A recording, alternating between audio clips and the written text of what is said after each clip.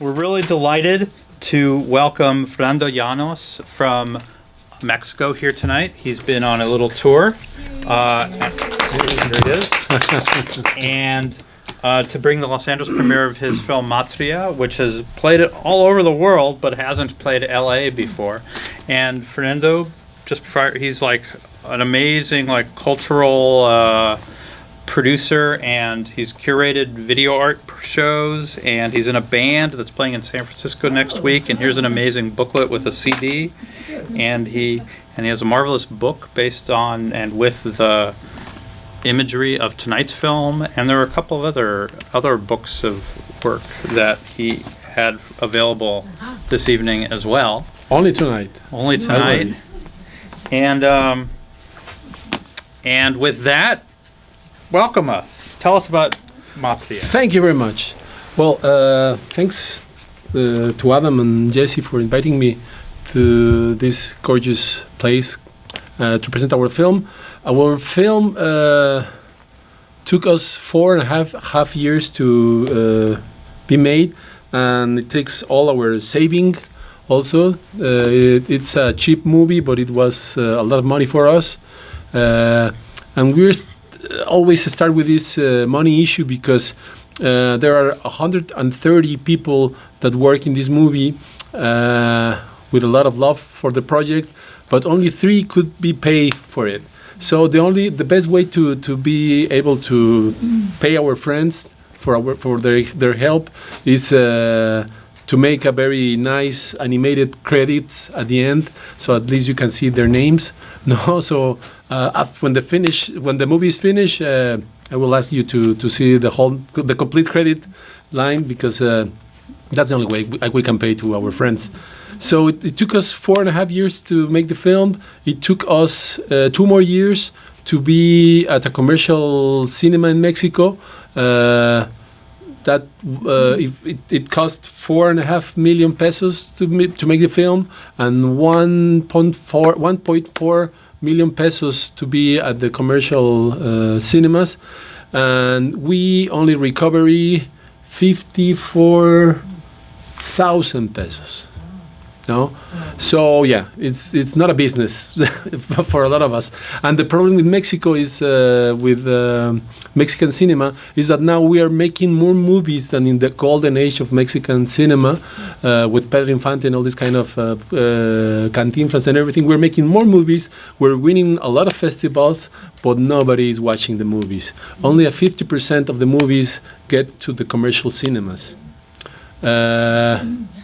The problem is 90% of the business in cinema is for Marvel's productions and Fast and Furious 54 and the Star Wars Forever whatever trilogy. No, so yeah, we have become a huge market for the U.S. No.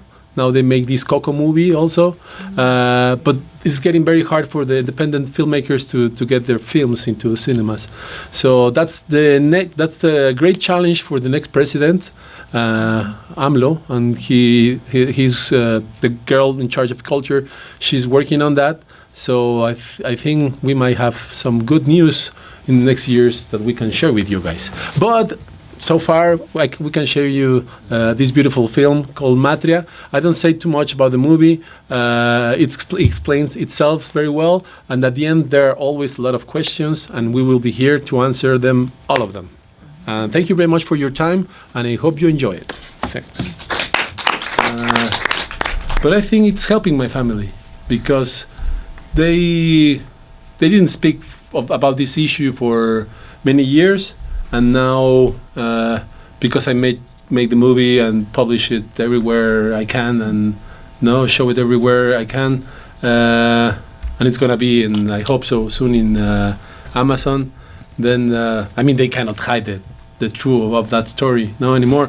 So my uncle, whenever he gets drunk, now he speaks very bad about my granddad, and so I think that he's taking all that out. No.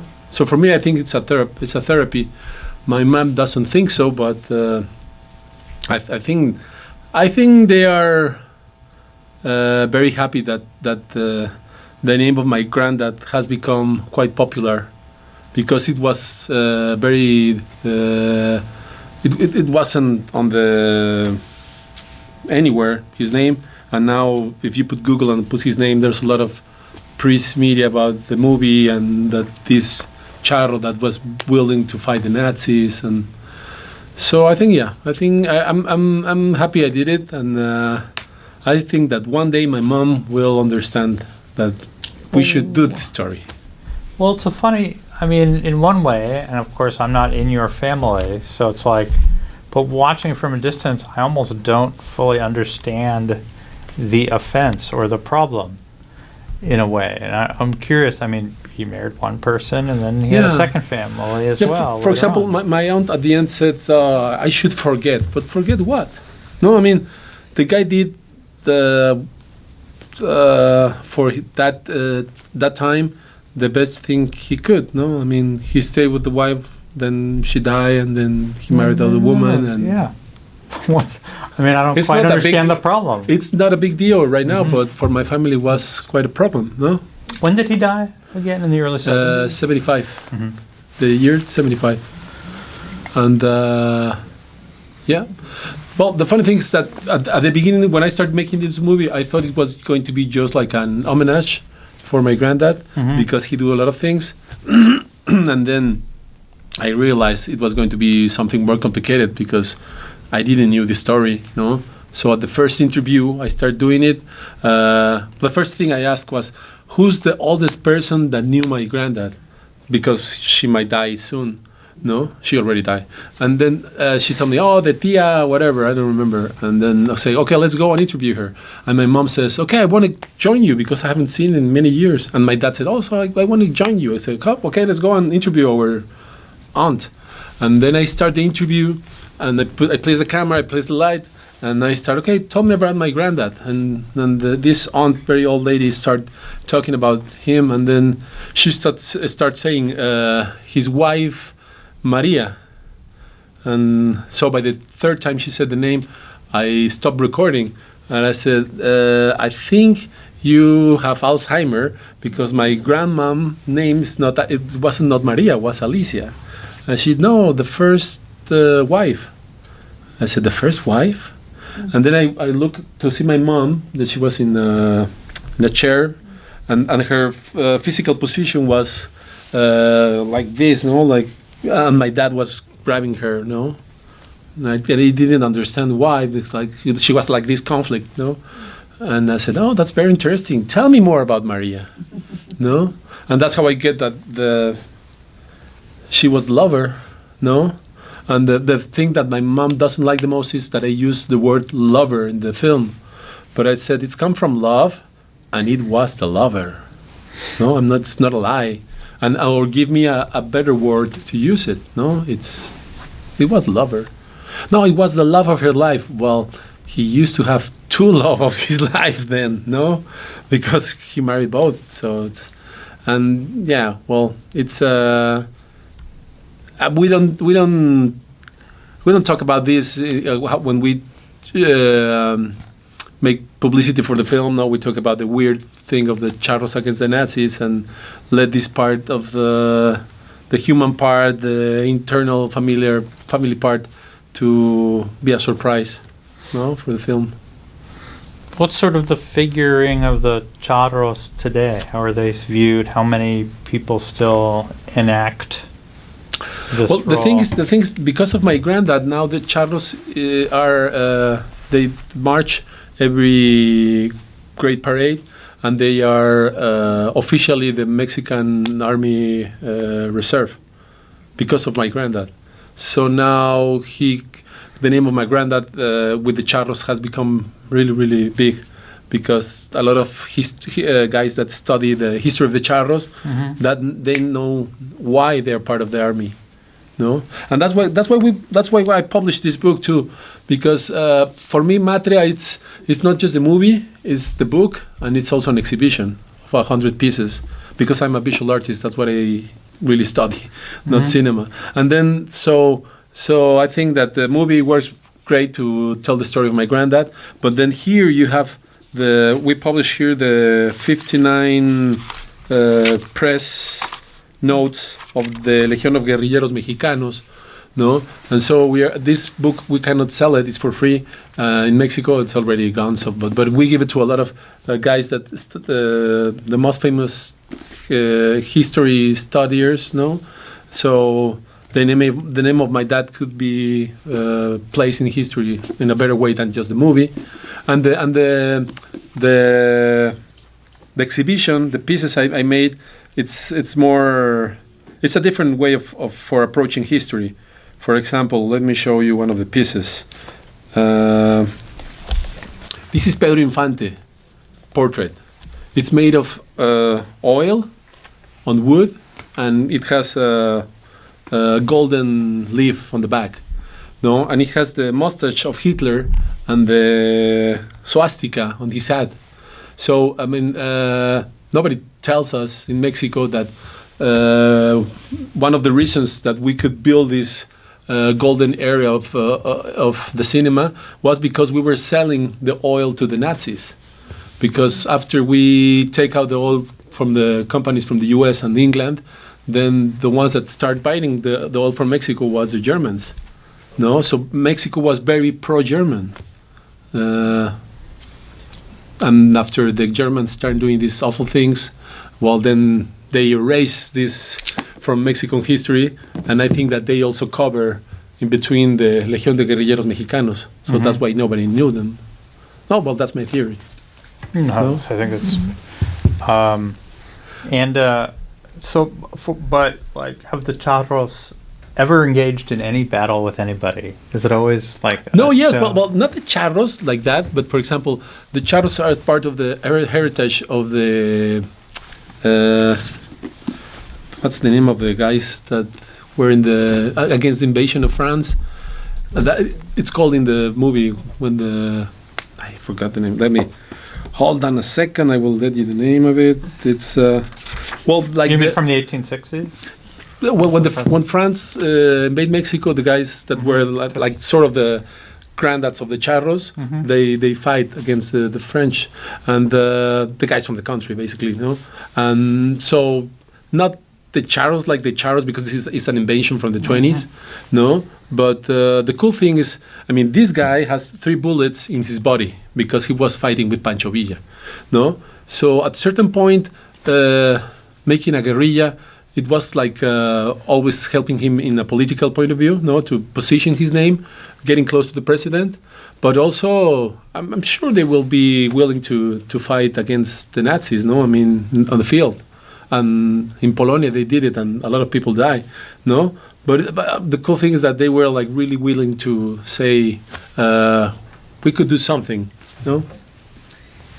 Should do questions first, yeah. please. Actually, what you're saying almost confuses me more, because the film suggests that a lot of his achievements were illusionary. Not illusionary? Well, not illusionary maybe, but not as grand as he would have people believe. That's what you seem to be saying about the Charros, that there weren't 100,000 of them, there were 100 of them that came. I think that the perception of my family that he was like this huge businessman and successful guy, but then the history of Mexico, I think, is full of these names that because I mean he's in pictures with 3 presidents and he got a lot of money, but he wasn't unknown. He wasn't known until I made the movie, so he wasn't like that famous, no. So I think that the perception, that's what we use. I don't know if you have seen the poster. No, let me show it. But this idealization of my granddad against the Nazis. Let me show you. No, it's a Charro fighting the Nazis. No. It's wonderful, yeah. You can have a look. Yeah.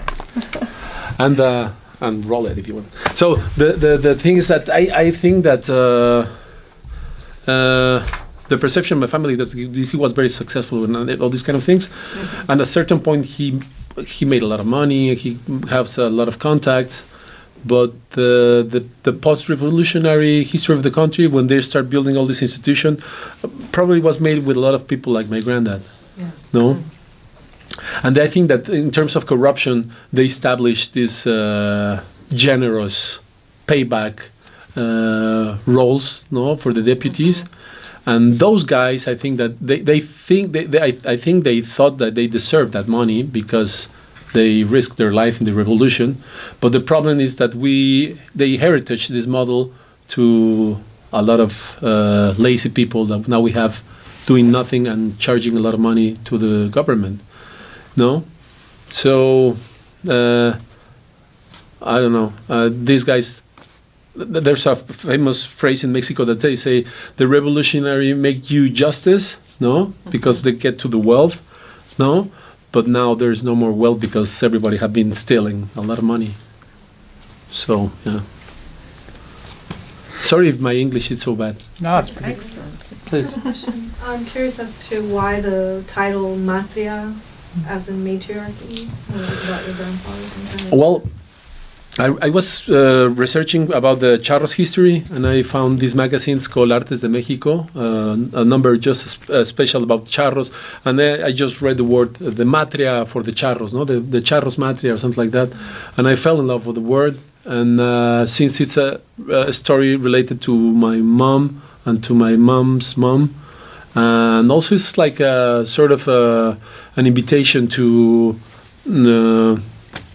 approach things from another perspective. I think that we have we have done very bad things, no, on politics and with. I mean, we should stop seeing the government or the earth, whatever, as a dad that gives us everything, and that we demand, no, and we start like really taking care with love for the earth.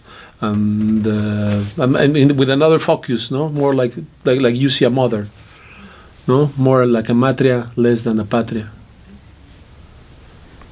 Yes. Yeah, I had the same question because my impression was that this film, however, is really about the idealized figure of the patriarch of the family, and we still know very little of your grandmother and of the first wife. We know they were generous women. We know they sacrificed a lot. It's a classic narrative of a father-centered story and history. And so I wonder why you titled the project Matria, though in fact the mother is almost the missing part, I mean, the outside of the frame story within your story of history. It still is, because all we know about your grandfather is what nobody knows about him, including his children. So it's true that the mother or the grandmother was de facto the core, yeah, the one who took, but that's not the story of your film. I know. So it's not the story is the granddad. Narrative through and through. So it's still more of a patria than a matria. I know.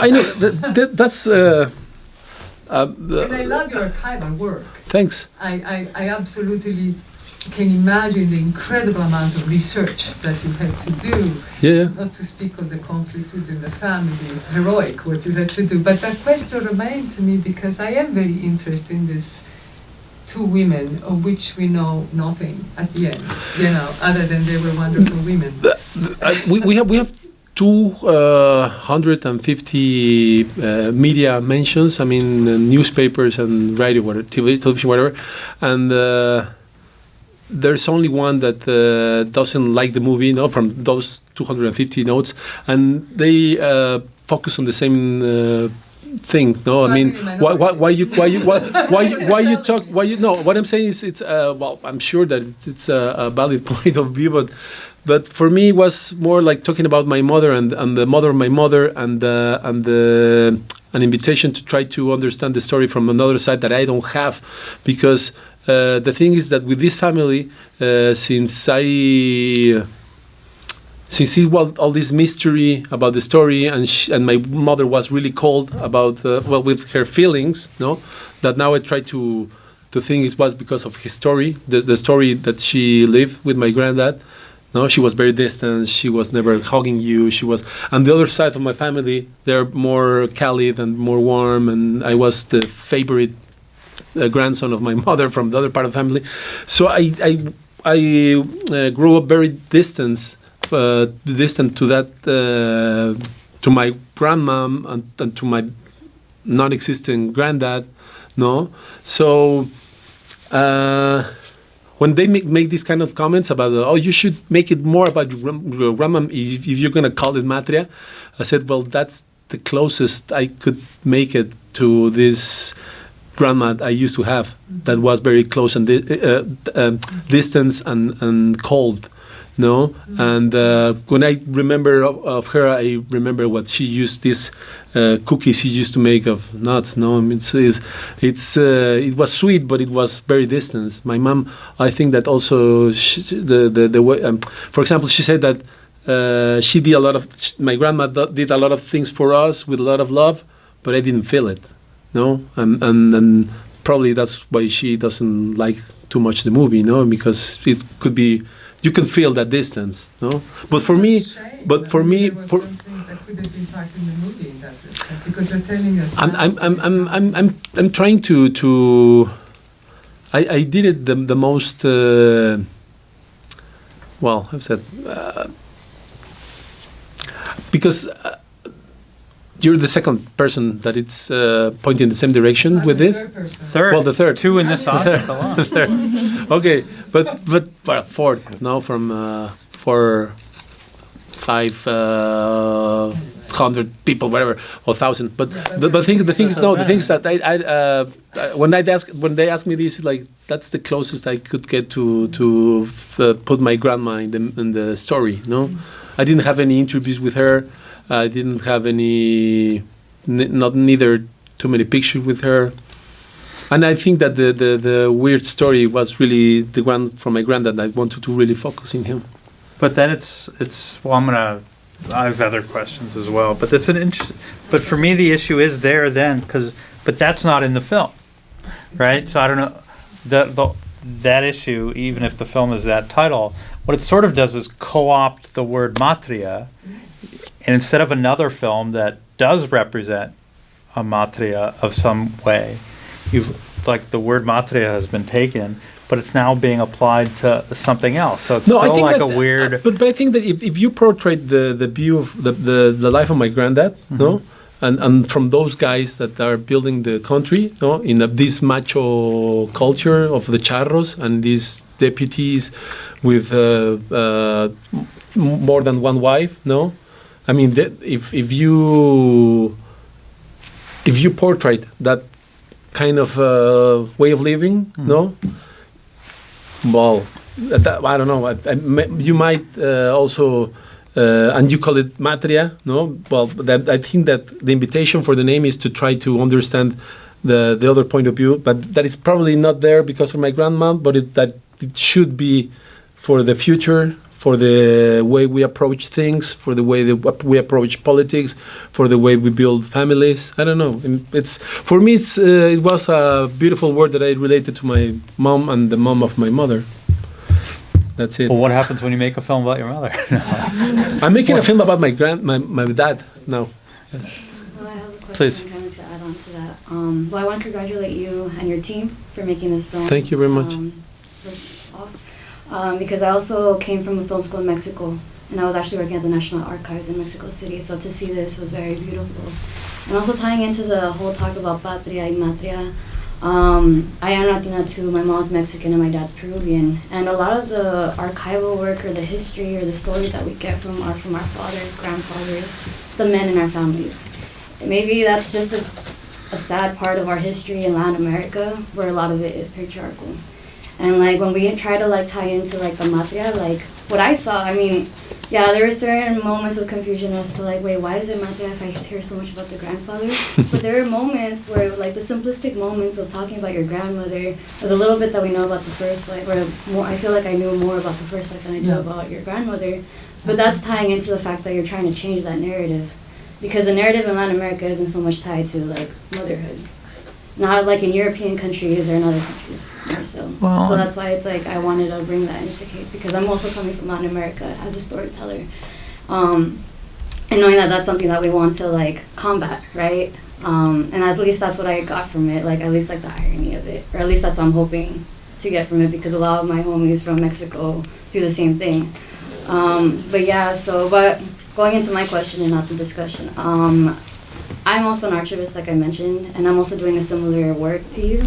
I guess I don't want to expose the truth so publicly, but I want to do it for myself, therapeutic reasons for my family. But like, what advice would you give an archivist or like anyone trying to like understand their story as to like how to like fight your family to find out the truth? Because in my family, it's always like, mija, no, como there's like things that you don't need to know, you know, like the reason why we left in the past, como el pasado ya está pasado. Yeah, but But like, what advice would you give for someone trying to like uncover the pieces or putting all these photos together to make some movement of truth, right? the things, Jesse was my teacher like 20 years ago, and he knows my work. Before I made this film, I come from the video art world and also drawing, this kind of thing. And I always work a lot with my private life.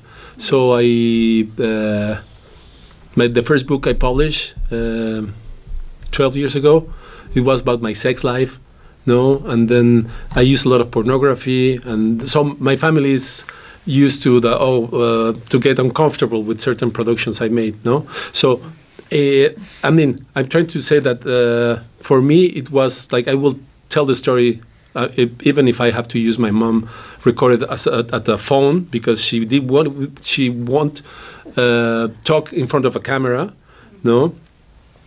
I will use it because that's the way the story should be told, and I knew it's going to be an issue, no, and but I mean, if I take my mom's phone call there, I mean the movie it's another movie, no, then you will have like the conflict, and you wouldn't like really realize that it was something complex to work with, no, that. They didn't want to talk about that issue. No, I mean in terms of narrative, I think that you should use what you and all the media to get your story told.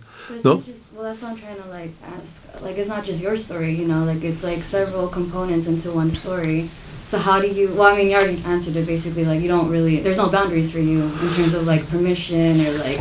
For me, no. But. Well, I'm making an animation where I'm trying to write an animation about the story of my dad, and my dad he's from the PRI, no, and they just lost the elections like a couple of weeks ago. So after the film, nobody wants to collaborate with my new project because they know that everything could be used against them, no. So I think that well. We'll try to find another ways to tell the story, but sometimes you have that, and sometimes you don't have it. Now, for the next project, I won't have it because my dad won't talk in front of a camera about his story, no. And I don't know. For example, my mom. It took to my mom 2 years to go into a cinema to watch the movie with an audience. And the moment when she's crying, the audience laugh. Mm. So it's very uncomfortable for her, but I think that's part of the shock therapy that. Well, for me, when I knew the movie was going to screen in Morelia, my parents live in Morelia. I told my mom we should go to a therapist, no, because you have to talk about this issue. No, it's not gonna be a problem. It's gonna be a problem. Because I'm going to make a lot of noise in Morelia, and you are going to feel uncomfortable with your friends, with the sons of your friends, and this is a therapy issue, I think so, no? I mean, you have to talk about your dad. That's it. Talk about your dad. It's not that, no? I mean, even if I am the evil, no, for my family or my brother, no, that I hurt my mom and I don't care about her feelings. Well, I think that I'm trying to help her to talk about something that she should talk about. How do you know? Well, I think that they suffer. I think that when they get drunk, they cry. Yes, about the but subject. when So I someone try wants to. talk about it. They come to that. I mean, It's uncomfortable for them, no? So if I can help them to talk about it, I'm doing it. I'm not a therapist, I'm not a psychiatrist, but I think that this is helping. I'm sure it's helping, no? Because now they can really let it go. they can. Well, my uncle is doing it because her daughter saw the movie. So now when he gets drunk, he can speak very awful stories about my granddad that he was just getting inside, no? And they're gonna do that. I mean, they're aging, no? So I think they should let it go. And no? I don't know. Well, I think so. Wait, but you I made had a this similar one with experience in my family. You what? That's not the place to talk about it. But it's one story when the mother, the traumatized mother, goes out on her own, like in my family's case, and goes to the media and talks about what happened.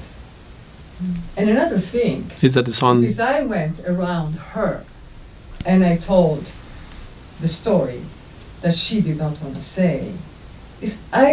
Perhaps because I am actually seeing the story of my family from the maternal perspective, I don't believe for a moment that if I outed the secret of my family and took over what should have been her voice, not for a moment would I think that I would have liberated her.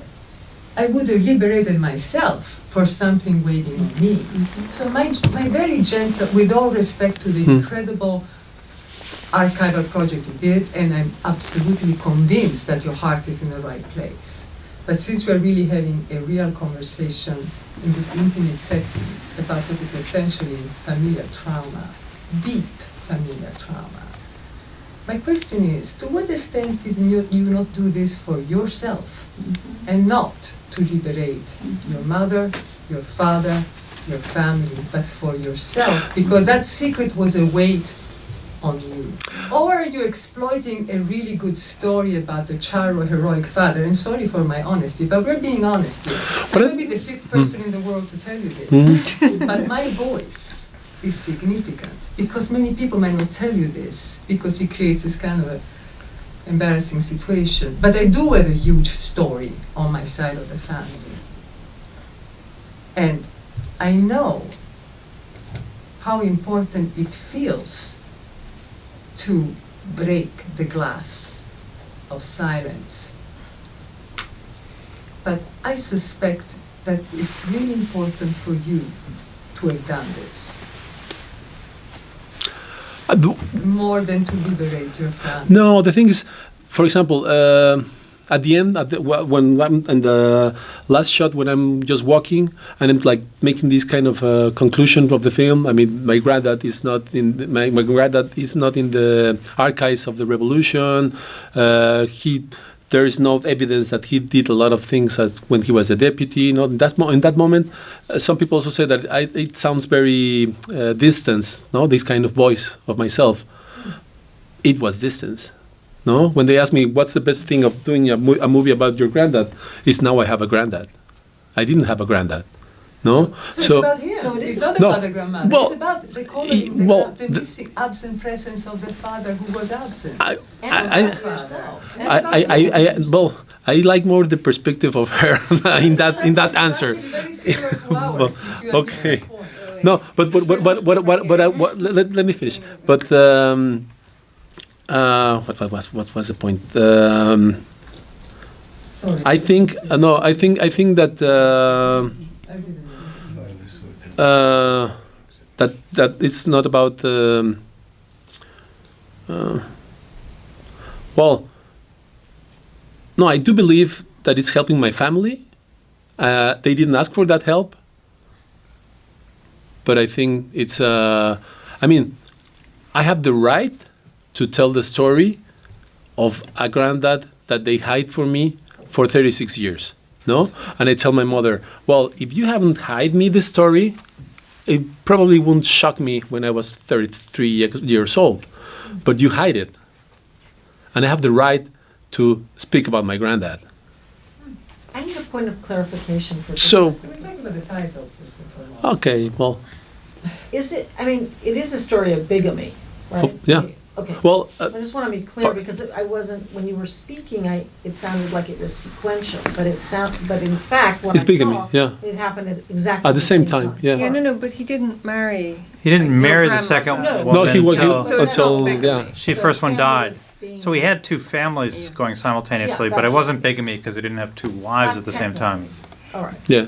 but And operatively. At the time, your mother's family, did they know about the existence of the other Yes. family? They knew, they just didn't talk about. They have some traumas there, like for my aunt, for example, the one that cries and said they make them black magic. They were in the same school of the sons of or the, but not the real sons, but the one that they adopted, in the same school, and so they have like this conflict because they say, "Oh, my dad," and she know it was his dad, but she couldn't say it openly in high school, no.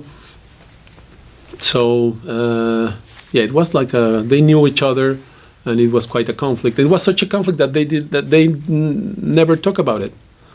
No, Right. even between them, they never talk about it. Well, it's Well, I mean- incredibly painful. Yeah, Whatever, I don't think. it is. Well, it's also that I would then presume that your mother's older siblings, I don't know if it's still true at the point where your mother was born, that they would have all been born out of wedlock, right? Oh, what?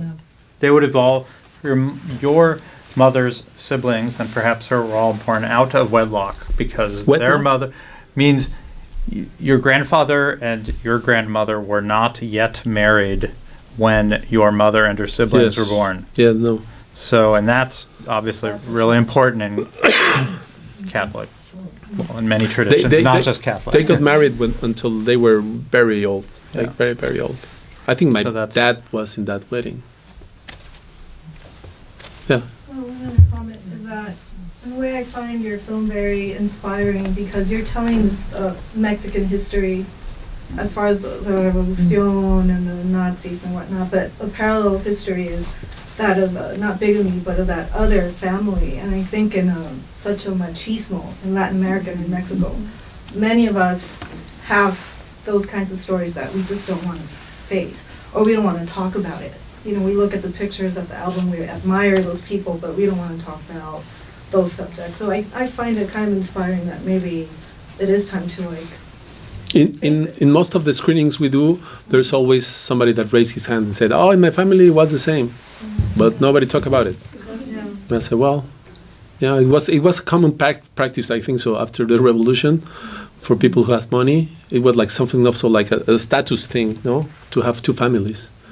And especially these guys like that were fighting with Pancho Villa, and he was born in Tabasco, and then he went by horse all the way to Chihuahua, and then he went to Oaxaca. So, no, I don't know. There might be some other relatives in the middle.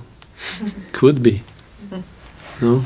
Well, it's also potentially, it wasn't really there, but it's potentially the story to the indigenous people in Oaxaca and the land there, and then people in Mexico City, right? So you also have I don't know who the first wife exactly. She Yeah, I mean, was an indigenous. and the funny thing is, yeah, unfortunately, but it looks the like it first had woman been. is very indigenous, It and looks my grandma is very white and green That's what it eyes, looked and like. yeah. So he had like So, No. but that, then I would be. Chocolate- curious why status- that chocolate wasn't- But and that's vanilla. also a construction of status yeah in a mestizo in culture. the mestizo clasista culture. But that's something you didn't, I mean, you could see it from the photographs, but why did you make a choice not to maybe bring that up? The race thing. Or potentially as part of the conflict even. Race You know, and class, Potentially yeah. Could part be. of that tension that might have existed between the two different families. I think, well, for example, one of an interview with my aunt, and she referred as that woman as India, Yeah. no? So it's a racist term, course, and yeah. I didn't want to get that far because I will put like again too much heat into the two families. No, I try to make it as less hate, But that's the to bring history less of hate to the story again.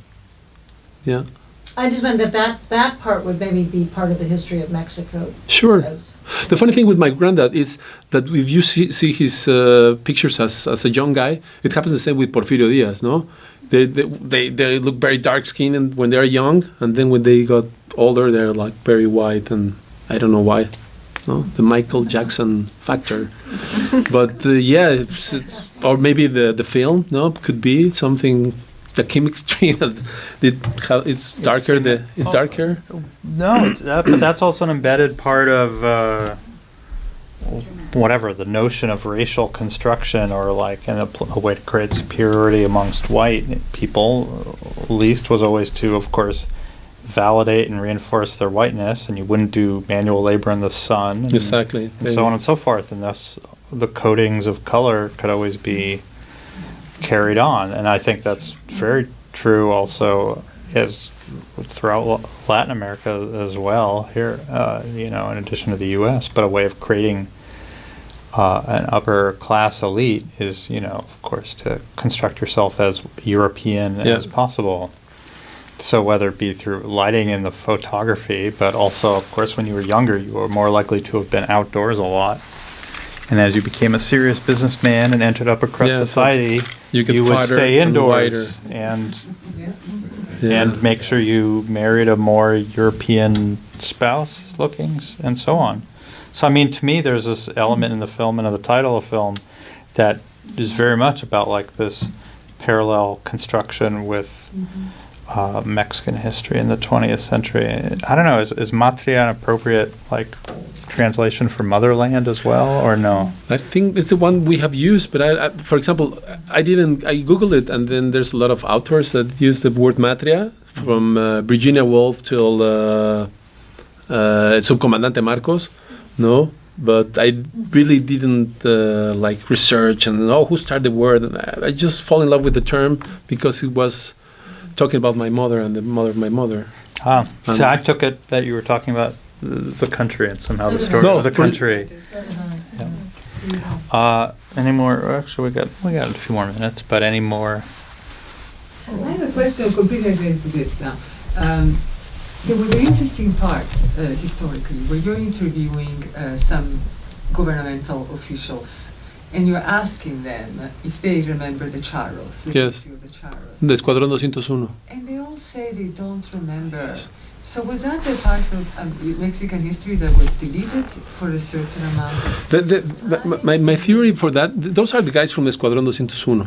And who are they? Escuadrón 201 are 300 airplanes, flyers that Mexico sent to Filipinas during the World War II. Okay. So they are like the heroes. They are the only Mexicans that have been into a war in modern history. Mm-hmm. So it's like our veterans, they are very, there are only like 11 alive, but they are like very famous, Escuadrón 201.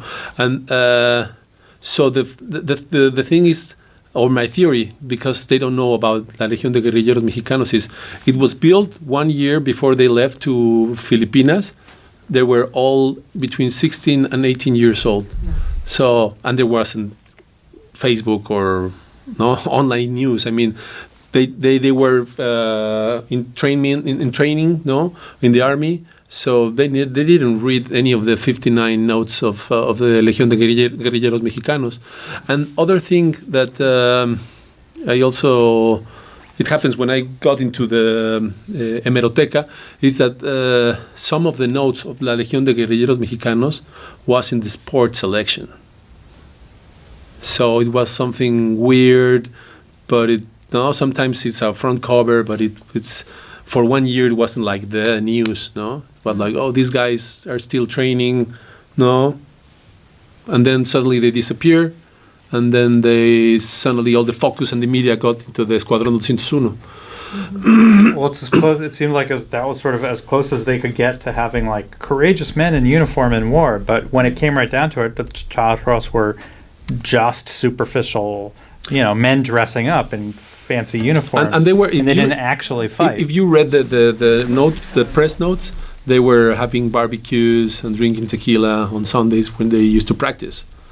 So I think it was more like, okay, we're going to fit the country cable. Let's get drunk and eat some carnitas. It's like an alternative thing to the Masons. It's a way of a lot of people of like a boys' club of getting together and having connections and wearing shiny uniforms. And the numbers, for example, there's the only picture with the whole crew is 150 charros, the one that walk into Avenida Revolución.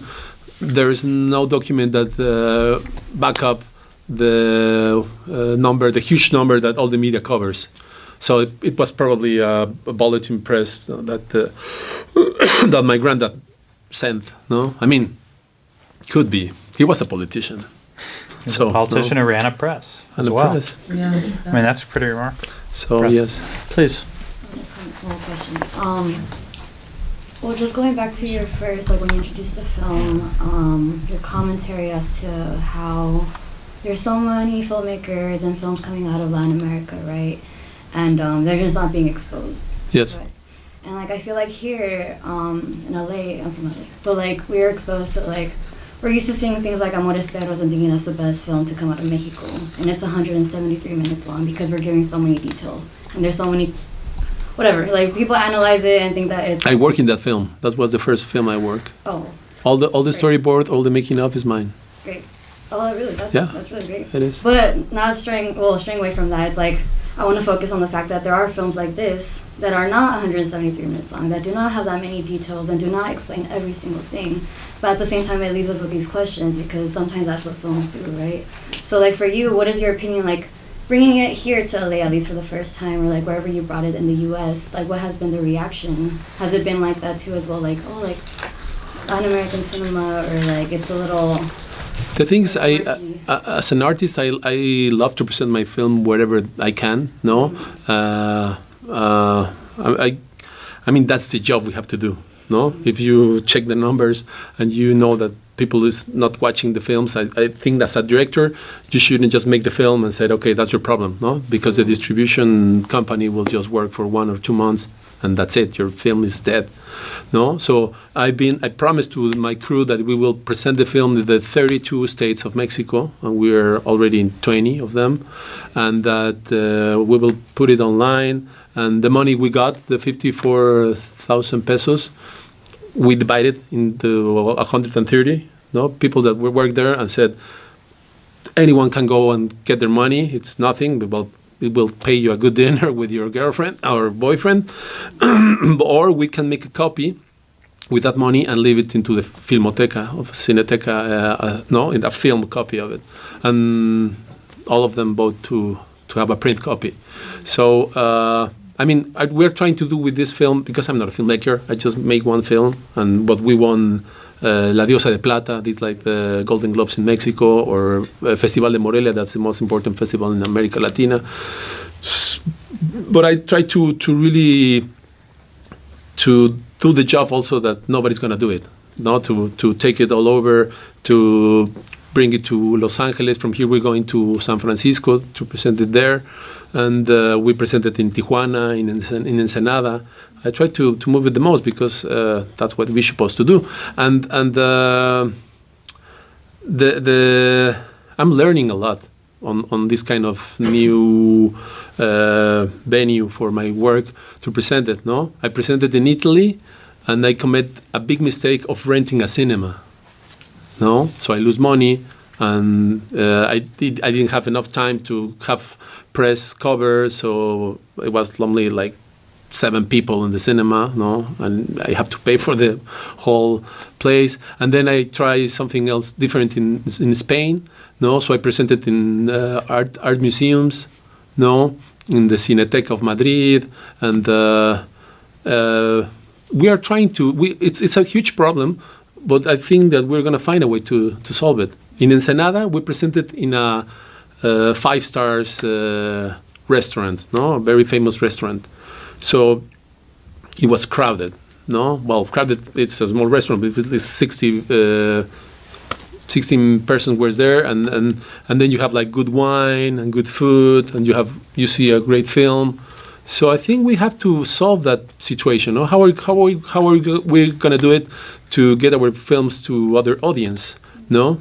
So I know that the thing is, spaces like Cine Tonalá, making more cinetecas, no, and they're going to do it. So for the next president, there are very serious plans of. We don't need more money to make more movies. We need more money to have exhibition spaces, and we have to get into education. So it's going to be the kids are going to have cinema lessons, no, in the government. So you don't have to watch all the Pixar films. You can also watch other kind of films, no? So we are trying to fight back in these terms. For example, I always talk about the Coca-Cola thing, no? I mean, Mexico is the first world country drinker of Coca-Cola, and we have diabetes problems and overweight problems because of that. I live in Michoacán. I go to the Purepecha Valley, and the Purepechas cannot drink water. They drink Coca-Cola. They don't have clean water. No, so we have these issues that, and the same with with cinema and with music, everything. The U.S. is always pushing, no, the products, and we are eating the products, and I think we're getting sick. No, so we are trying to fight back and say, okay, we should organize and we should do something. I don't know. This is my first film, so but I know I'm part of a team of people that are trying to invent another way of watching cinema, so we can tell our stories. Well, separately, I'm curious about the exhibition side of it. Where did that show? The exhibition commercial? of Matria. It was in the main cinema the main commercial cinema. Yeah, but it's Cinepolis. But that's so like how large of an installation is it? Mexico, it gave us 11 cinemas. Oh no, I'm sorry. I'm not talking about the cinema. Oh. I'm talking about, you talked about a museum or a gallery installation, an exhibition with objects and things. Well, no, the objects, I just presented some of the pieces in Spain, in the embassy, and in the gallery I work with in Madrid. And we're trying to have like the huge exhibition, but we haven't still find a place to do that. It will, well, it costs some money, so we haven't been able to do that. And would that be mostly like archival, I mean, photographs and articles? It's 100 pieces, and half of it is the archives of my granddad, and the other one is drawing, etchings, paintings, all these kind of things that I do. And in Barcelona, we presented at the Ars Santa Monica. No, it's a museum, and I don't know. We presented as many places as we can. No. Any last questions for right now? Thank you very much for your time. If you like it and want to share the trailer in your social media, we appreciate it. Thank you very much. Thank you.